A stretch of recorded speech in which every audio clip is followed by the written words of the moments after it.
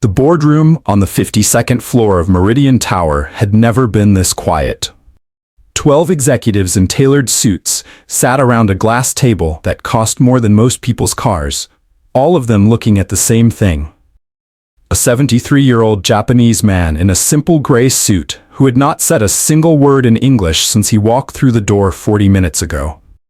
Kenji Mori didn't need to speak English. He was worth $11 billion. The language came to him. At the head of the table, CEO Richard Callaway, 51 years old, Armani suit, the kind of jaw that photographed well and a handshake he'd practiced since business school, was sweating through his collar in a way that no amount of confidence training had prepared him for.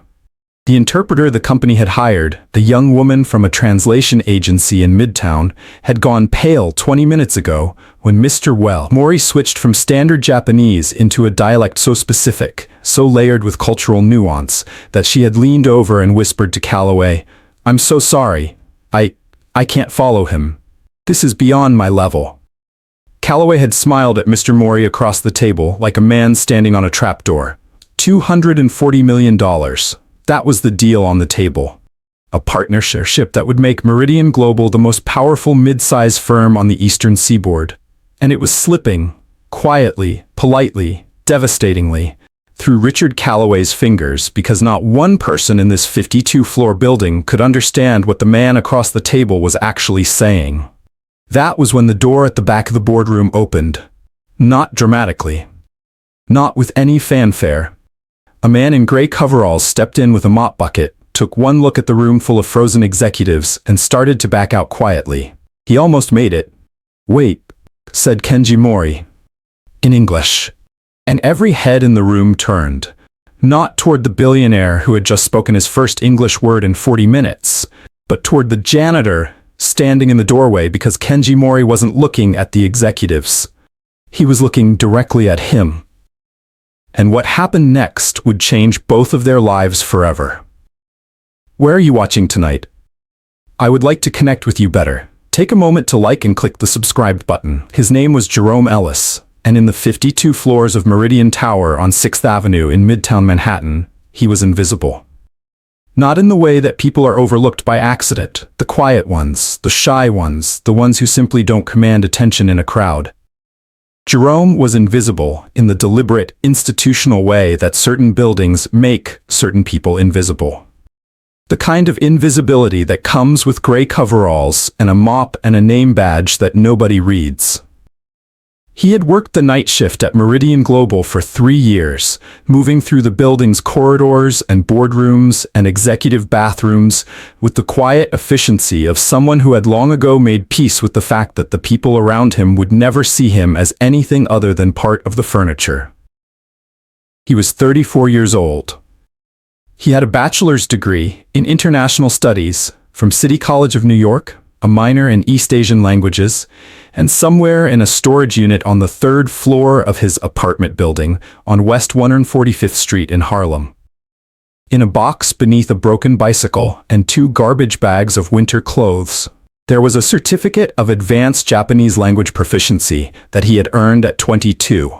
After 4 years of study and 1 summer spent in Osaka on a program scholarship that had cost him everything he had saved from 2 part-time jobs. That was 12 years ago. A lot had happened in 12 years. His mother had gotten sick during his final year at City College, a diagnosis that arrived without warning and stayed without apology. The kind that rearranges every plan a person has ever made and replaces them with hospital schedules and insurance paperwork and the particular mathematics of deciding which bills get paid this month and which ones wait. He had deferred his graduate school application. Just for a semester, he told himself. Then another. Then the acceptance expired, and the semester became a year, and the year became several, and somewhere along the way, the plan had quietly dissolved into the daily reality of keeping the lights on and the refrigerator running, and his mother comfortable in the apartment on 145th Street where she had raised him alone. She had passed 2 years ago. Jerome had paid for the funeral on a payment plan. He was still paying it off. The janitor job at Meridian Global had come through a staffing agency. Not his first choice, not his second, not his fifth. but it paid $15 above minimum wage, came with health insurance, and the overnight shift meant he could take community college accounting classes 2 mornings a week, which was the latest version of the plan that kept quietly rearranging itself every time life pushed back. He was good at the job. Thorough, punctual, quiet. He knew every floor of the building. Which conference rooms had leaky ceiling tiles that needed checking after rain? Which executive bathroom on the 38th floor had a drain that backed up if you weren't careful? Which janitor's closet had the faulty light that would leave you in complete darkness if you didn't prop the door open with the rubber wedge kept specifically for that purpose? He also knew, because 3 years of overnight shifts teaches you things, that the executive team on the 52nd floor were the kind of people who spoke about money the way other people spoke about weather.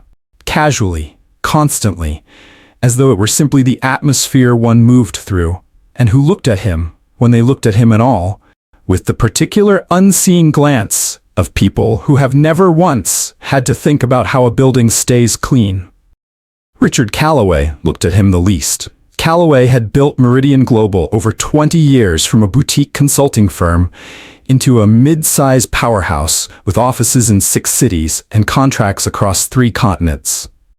He was, by any measurable standard, a successful man, and he carried that success the way certain men do, like a suit of armor worn so long it had fused with the skin beneath. He was charming at fundraisers and ruthless in negotiations, and the kind of boss who remembered his executives' names and their golf handicaps, but had never once learned the name of a single member of the building's cleaning staff.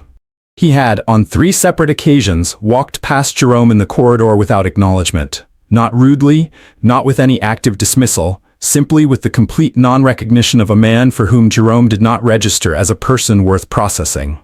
Jerome had noted this, filed it away, said nothing. That was a Tuesday. The Kenji Mori meeting had been in preparation for 6 weeks.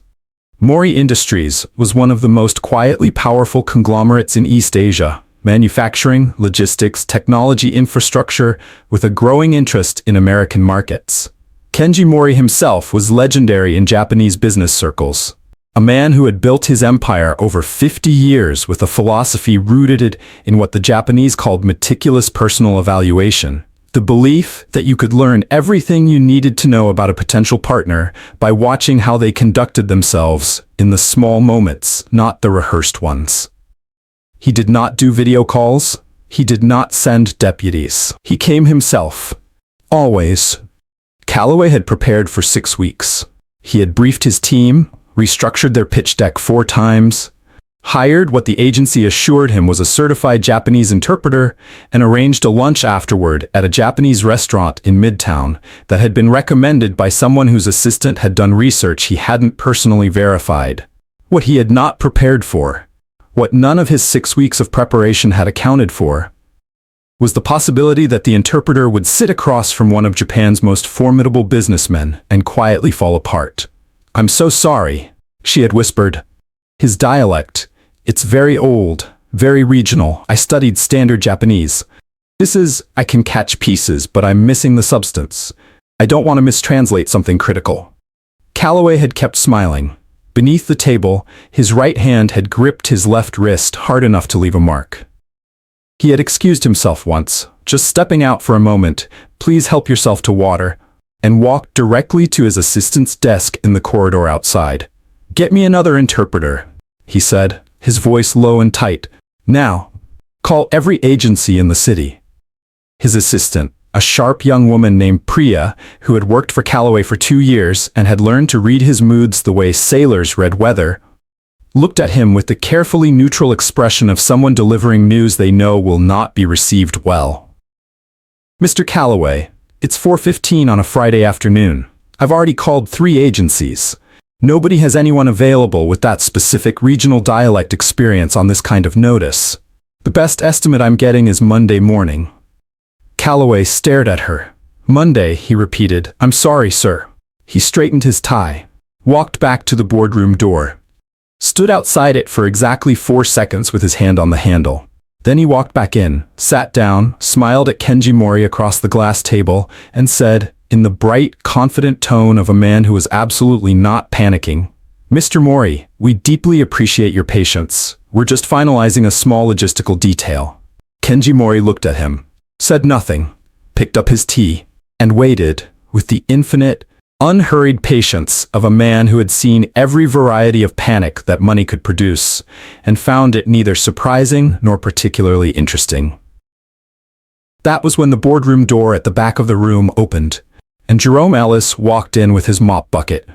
Jerome had learned, over 3 years of overnight shifts at Meridian Global, that the 52nd floor boardroom was always empty by 4 p.m. on Fridays. Always. It was the one reliable fact about that particular room. The executives cleared out early on Fridays. The catering staff collected the glassware, and by 4:30, the room was his for the 40 minutes it took to mop the floor, wipe the glass table, and empty the 2 chrome waste bins near the door. He had done it so many times it had become muscle memory, a quiet, efficient routine that he could complete on autopilot while his mind was elsewhere. His mind had been elsewhere a lot lately. The accounting class final was in 3 weeks. His rent had gone up $40 a month starting in September. The left sole of his work boot had developed a slow separation at the toe that let in water when the sidewalk was wet, and he had been deciding for 2 weeks whether to buy a new pair now or wait until after the final to see whether the community college's workforce development grant came through, which would free up enough in his budget to handle both the boots and the outstanding balance on his mother's funeral payment in the same month. He had been thinking about the boots specifically when he pushed open the boardroom door. The first thing he registered was that the lights were on. The second was the silence. 12 people in suits around a glass table, all of them turned toward him with the particular frozen quality of people caught in the middle of something they didn't know how to finish. The third was the old man in the simple gray suit at the far end of the table, who was not frozen at all, and who was looking at Jerome with an expression of calm, clear interest that was entirely different from anything else in the room. Jerome started to back out. "I'm sorry, I'll come back. I didn't realize the room was—" "Wait," said Kenji Mori, in English. Jerome stopped. The old man said something then, not in English, not in the standard Japanese that Jerome had studied through textbooks and classroom drills, but in something older and more specific, a regional cadence from the western coastal areas of Japan that Jerome had encountered only once before, during his summer in Osaka, when a retired fisherman at a market stall in the Kuromon district had spoken to him in exactly this way and laughed warmly when Jerome had leaned in and asked him to slow down just slightly. Jerome leaned in now. Not physically. Internally. He caught the shape of it, the rhythm, the particular vowel elongations, the way the old man clipped certain consonants and let others breathe. It was like hearing a familiar song played in a key you hadn't expected. Disorienting for a half second, then suddenly, completely clear. Kenji Mori had said, "You understand me, don't you?" It wasn't a question. Jerome stood very still in the doorway of the boardroom, mop handle in one hand, the chrome bucket beside him, 12 executives staring at him, $240 million sitting somewhere in the atmosphere of the room like a pressure system nobody could locate. He said, in the same dialect, careful and clear, "I understand you, sir." "Yes." The silence that followed was the loudest thing Jerome had ever heard. Richard Calloway's head turned toward Jerome so fast it was almost mechanical, like a weather vane caught by a sudden wind shift. His expression moved through several things in rapid succession. Confusion, disbelief, a flash of something that might have been relief, and then, almost immediately, something else. Something that settled into his jaw and the set of his shoulders like concrete hardening. Dismissal. "Excuse me," Calloway said, and his voice had the particular edge of a man who has decided something without thinking it through. He pushed his chair back and crossed the boardroom in 8 strides, stopping in front of Jerome near the door with his back partially to the rest of the room. He lowered his voice to the register he used for conversations he considered beneath documentation. "This is a private meeting. You need to leave." "Mr. Calloway," Jerome said, keeping his voice even.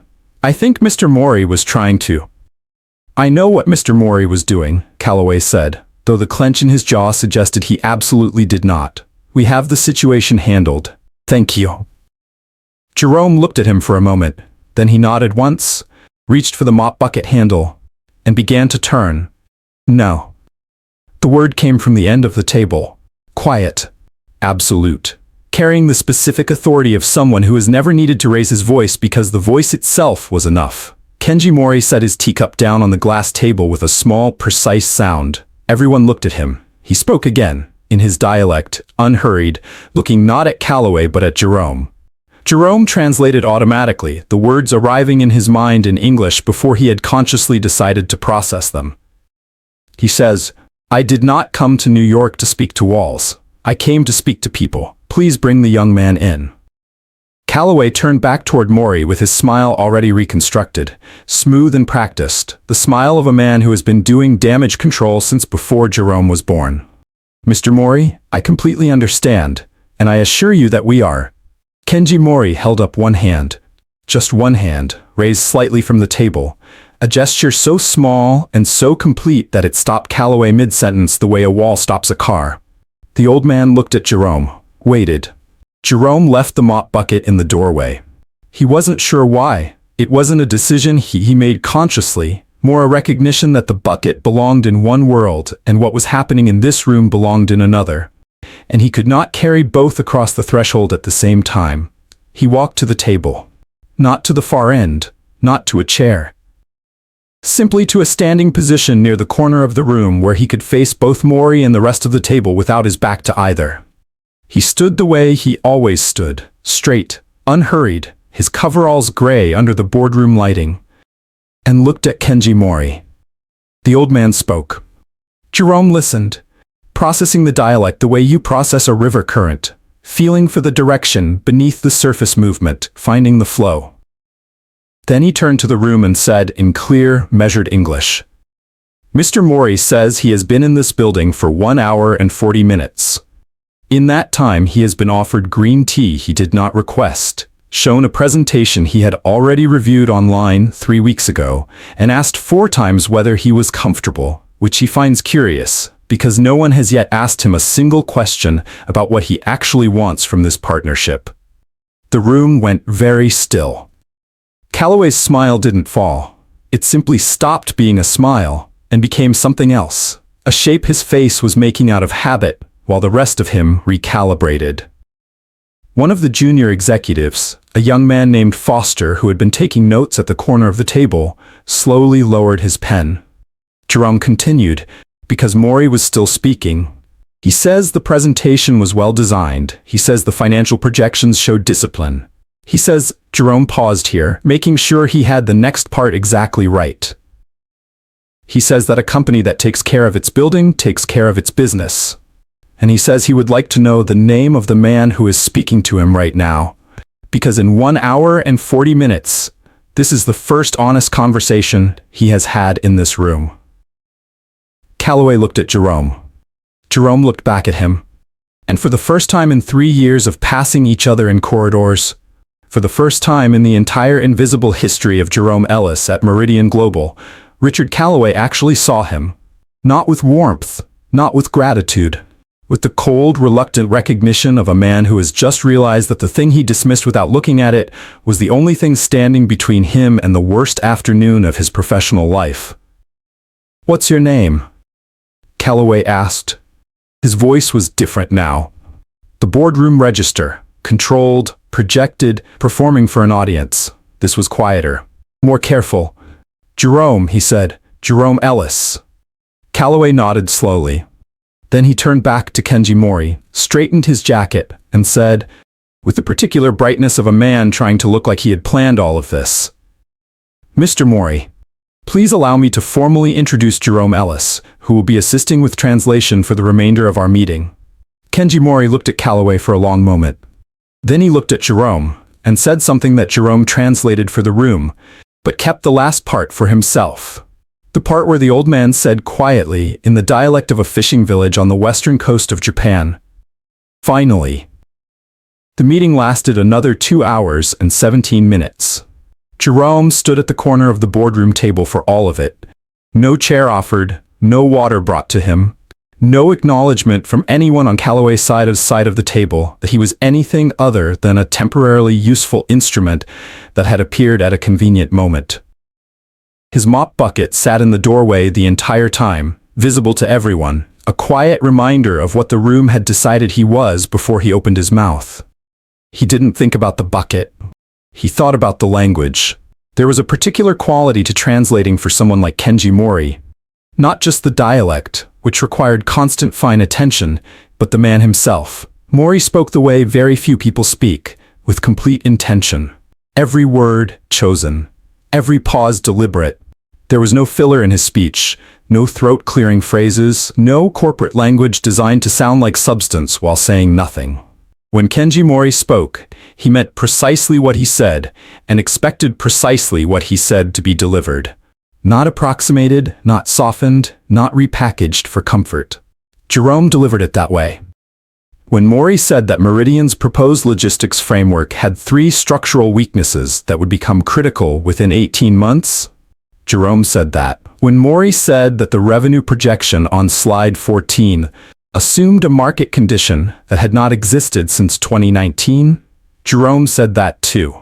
When Mori paused and looked at the junior executive named Foster and said, in the gentle, direct way of someone stating a simple fact, that the young man had asked a genuinely good question and should be given more room to speak, Jerome translated it word for word, while Foster turned the color of a fire exit sign. Calloway sat through all of it with the expression of a man being operated on without anesthetic, fully conscious, unable to move, watching things happen to him that he could neither stop nor fully process. By 6 p.m., the outline of a framework agreement was on the table. Not signed, not finalized, but present. Real and specific, and sitting in the room like something that had been waiting for the right conditions to arrive. Kenji Mori placed both hands flat on the glass table and spoke directly to Jerome for the first time since the translation had begun.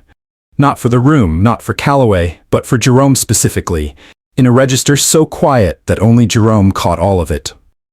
Jerome translated. Mr. Mori says he would like to continue this conversation. He says the framework has potential, but that potential is only as good as the relationship built around it. He says. Jerome paused, choosing the English carefully. He says he does not make $240 million decisions in a single Friday afternoon. He would like to meet again on Monday. Calloway's shoulders dropped approximately 1 inch, the physical equivalent for a man like Calloway of collapsing with relief. Of course, he said. Monday is perfect. We'll have everything prepared. Mori nodded. Then he stood, slowly, with the careful economy of movement of a man in his 70s who has decided that dignity and pace are not in conflict, and buttoned the single button of his simple gray jacket. He looked at Jerome, and spoke again, this time not for the room at all. Jerome listened, processed, and felt something shift in his chest that he hadn't felt in a long time. Something that lived in the specific region between surprise and recognition, the place where a thing you had almost stopped believing in suddenly appears in front of you at a boardroom table on a Friday evening in a building where you have been invisible for 3 years.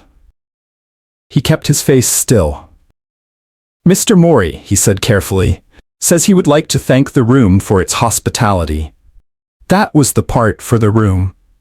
The part that wasn't for the room, the part Jerome kept, was what Mori had said immediately before it, looking directly at him with those calm, specific eyes. I would like to speak with you privately before I leave this building. Will you wait for me downstairs?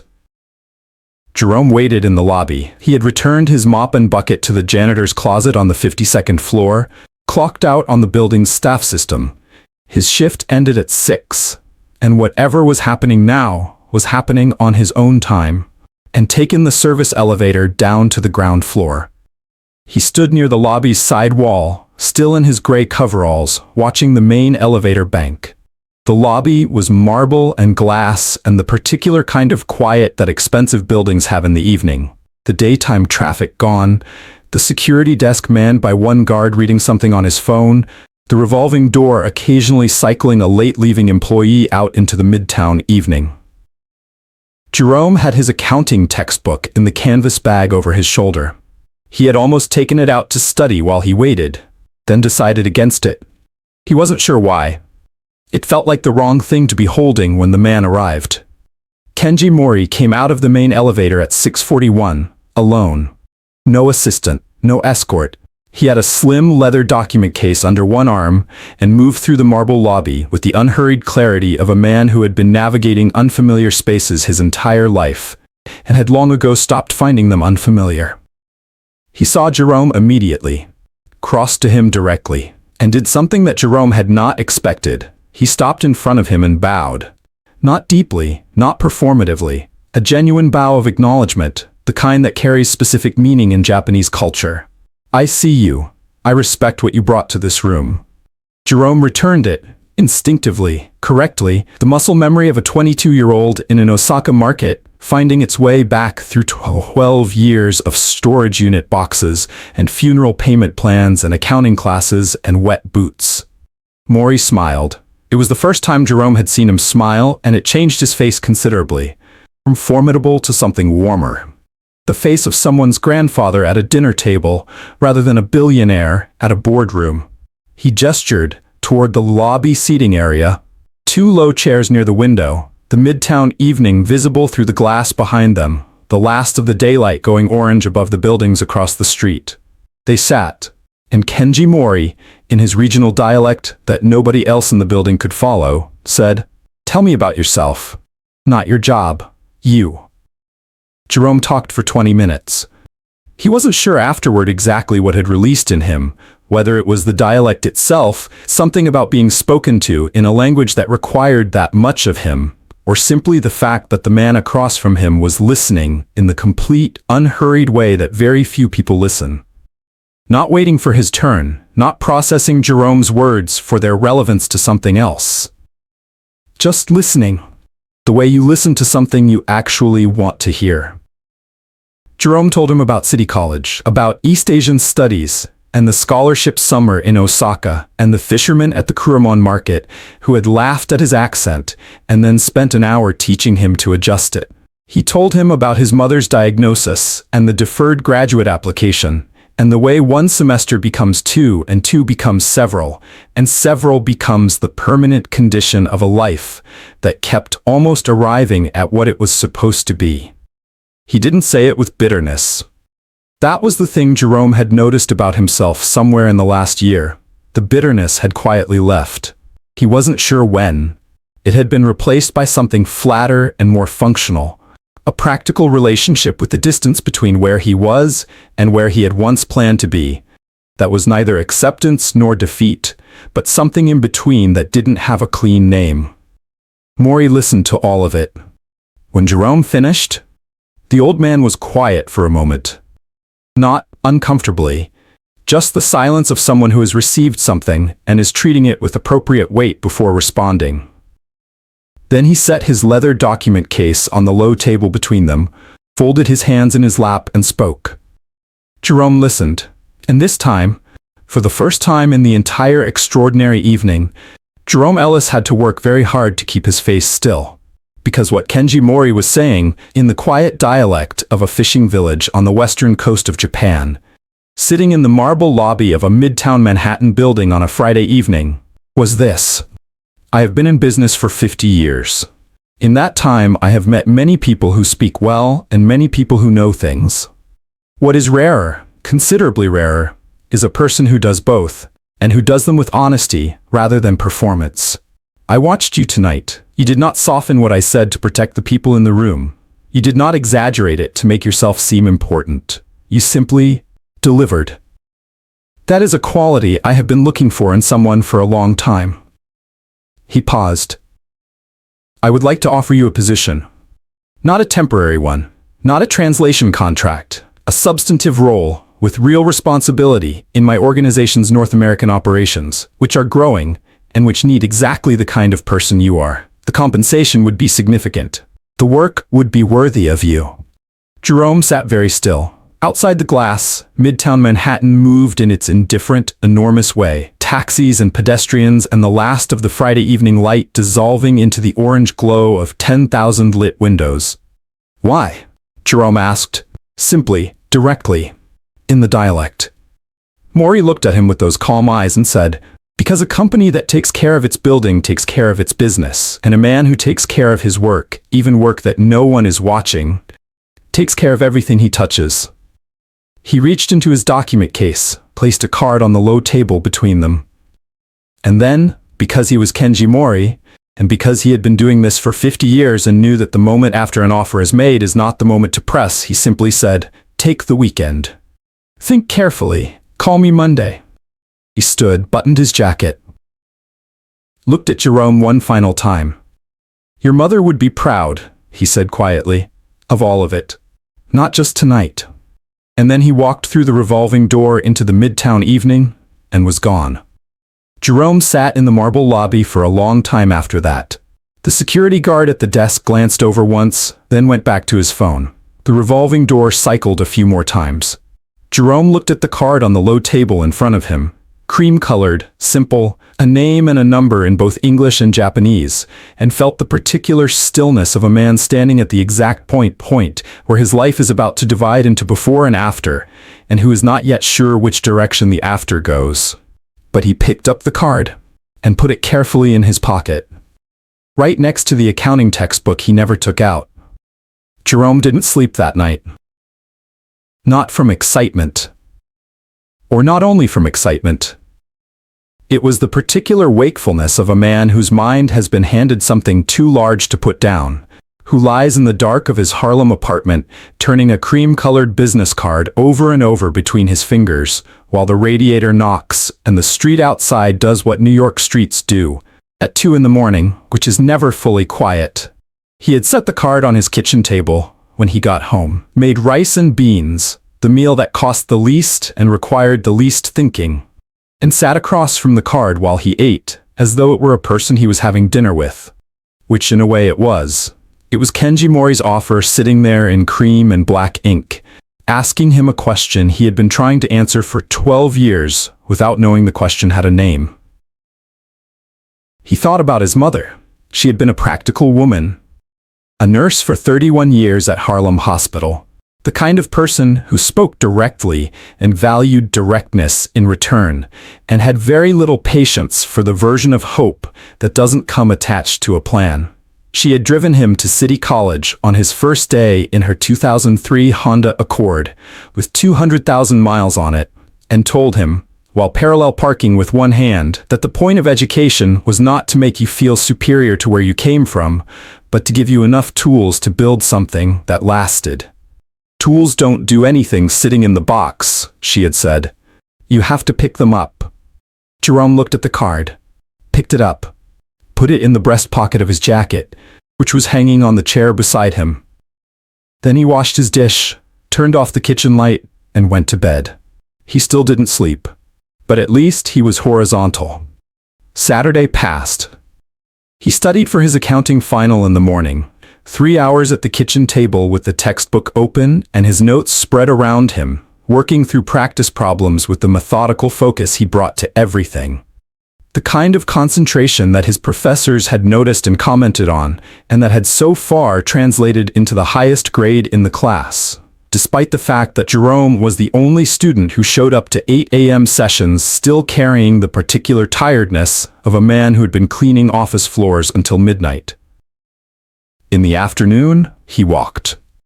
He walked the way he walked when he needed to think. Not toward anything specific, just through the neighborhood, up through St. Nicholas Park, and along the paths where the trees were going amber and gold in the October light. Hands in his jacket pockets, the card pressed against his palm through the fabric. He thought about the offer, substantive role, real responsibility, North American operations, significant compensation.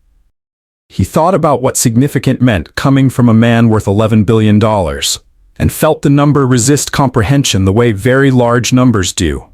You can say it, you can write it, but the mind refuses to make it real in the way that $40 of extra rent is real, or the $37 outstanding balance on a funeral payment plan is real. He thought about Callaway. Sunday morning, his phone rang. He looked at the screen. Unknown number, a Manhattan area code he didn't recognize. He answered. "Jerome Ellis?" The voice was Callaway's. Jerome sat up straighter in his kitchen chair, which surprised him. The reflex of 3 years of invisibility, the body responding to the employer's voice before the mind could weigh in. "Yes," he said. "This is Richard Calloway. I got your number from HR." A pause, brief, strategic. "I wanted to reach out personally before Monday, to thank you for Friday. What you did in that boardroom, stepping in the way you did, that was remarkable, genuinely." Jerome said nothing. He had learned, over years of being spoken to by people who wanted something, that silence is the most efficient way to find out what it is. Calloway continued, "I've been thinking about our situation here at Meridian, about talent, real talent, and how sometimes it ends up in places that don't reflect what it's actually worth." Another pause, this one slightly longer, the pause of a man choosing his next words, with the care of someone constructing something he wants to look effortless. "I'd like to bring you upstairs, formally. A proper role, something in client relations, given your language skills. We'd look at compensation that reflects the contribution." Jerome listened to all of it. Then he said, calmly and without heat, "Mr. Calloway, on Wednesday of last week you walked past me in the corridor outside the 38th floor bathroom. It was the third time that week. I've worked in this building for 3 years." Silence. Yes, I know, and I want to acknowledge." "I appreciate the call," Jerome said. "I'll be in touch." He hung up, sat for a moment with the phone in his hand. Then he took Kenji Mori's card out of his jacket pocket, set it on the table in front of him, and looked at it for a long time. Monday arrived the way Mondays do, indifferent to everything that happened over the weekend, requiring its own navigation regardless. Jerome went to Meridian Tower at 7:30 a.m. Not for his shift, which didn't start until 4, but because there was something he needed to do first. He took the main elevator, not the service elevator. He was wearing his good clothes. Dark trousers, a clean button-down shirt he had ironed the night before, the jacket with the card in the breast pocket. He looked like what he was, which was a man who had decided something. He went to the 52nd floor. Calloway's assistant Priya was at her desk when Jerome stepped off the elevator. She looked up, and something in her expression shifted. Not surprise exactly, more the look of someone who has been expecting something without knowing what form it would take. "Is he in?" Jerome asked. "He is," Priya said. She reached for her phone. "You don't need to announce me," Jerome said. "It won't take long." He knocked on Calloway's office door, opened it. Calloway was at his desk, jacket on, already into the day, a coffee cup at his elbow, and his laptop open. He looked up when Jerome entered, and his expression went through the same rapid sequence it had gone through in the boardroom on Friday. Recalibration, controlled recovery, the reconstruction of a posture. "Jerome," he said, "I'm glad you came in. I was hoping we could." "I'm not staying," Jerome said. He stopped in the center of the office, standing the way he always stood, straight, unhurried. "I wanted to tell you in person that I won't be accepting your offer, and that I'm resigning from my position here, effective today." Calloway's expression shifted. The performance fell away, not dramatically, but the way a stage set falls when the play is over, revealing the plain wall behind it. "Jerome, I've already filed the paperwork with HR," Jerome said, "and I've completed a full handover note for the cleaning team on my floors. Everything is documented." He paused. "You have a good building," he said, and he meant it. Not as flattery, not as sarcasm, simply as the honest assessment of a man who had spent 3 years taking care of every floor of it. "I hope you take care of it." He turned toward the door. "Where are you going?" Calloway asked. His voice had lost its boardroom quality entirely now. He sounded for the first time like a man rather than a performance of one. Jerome looked back at him from the doorway. "Somewhere that was looking for me," he said simply. And he left. He called Kenji Mori from the sidewalk outside Meridian Tower at 8:14 a.m. The phone rang twice. "Ellis-san," said the old man's voice. And the warmth in it was immediate, the warmth of someone who had been hoping for a particular call and received it. Jerome almost smiled at the honorific. Almost. "Mr. Mori," he said, "I've thought about your offer, and I'd like to accept." A pause. Brief, satisfied. The pause of a man who has been reading people for 50 years and is pleased to find that he read this one correctly. "Good," said Kenji Mori. "Come to my hotel at 10 o'clock. We'll have breakfast and discuss the details. Do you know the peninsula?" Jerome looked up at Meridian Tower above him.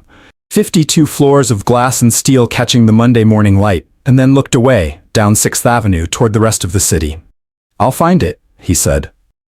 Breakfast at the Peninsula lasted 3 hours. They sat at a corner table in the dining room, Jerome in his ironed button-down, Maury in another simple suit, gray again, as though gray were his deliberate uniform against the world's noise, and talked.